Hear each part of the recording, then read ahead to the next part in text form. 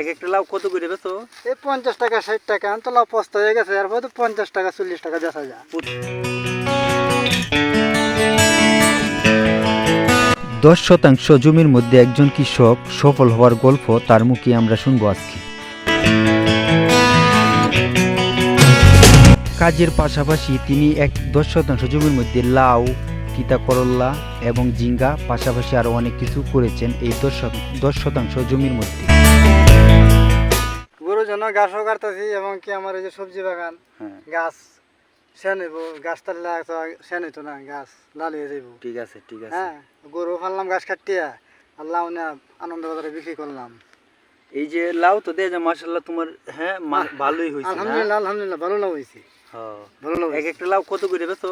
এই 50 টাকা 60 টাকা তো লাভ পস্তা হয়ে গেছে, এরপর তো 50 টাকা 40 টাকা বেচা যায়। প্রত্যেকটা লাউই এত টিয়া 50 টাকা 40 টাকা বেতন জানা? জি জি জি জি। এই যে একটা লাউ, এই দেখতেছেন দুইটি, এই যে দেখতে আছে কয়টা, এক, এই যে দেখতে দুই, এই যে ভিতরে আরেকটা। তো এই গাছটার মধ্যে দেখা যায় প্রায় 5-6টা লাউ ধরছে। বেচতেছি, করলা বেচতেছি, লাউ বেচতেছি। কতটুক জায়গা, কতটুক ক্ষেতের মধ্যে তুমি না করতেছো? 10% জায়গা। 10%? এটার ভিতরে তো এটা কি মানে গিরবি রাখছো না? জমা রয়েছি। জমা প্রতি বছর? এক বছর কত টাকা দাম লাগে? এই 4000 5000 টাকা। 5000। তো এক বছরের ভিতরে কত টাকা তুমি লাভবান করতে পারো মানে ক্ষেতটা তো?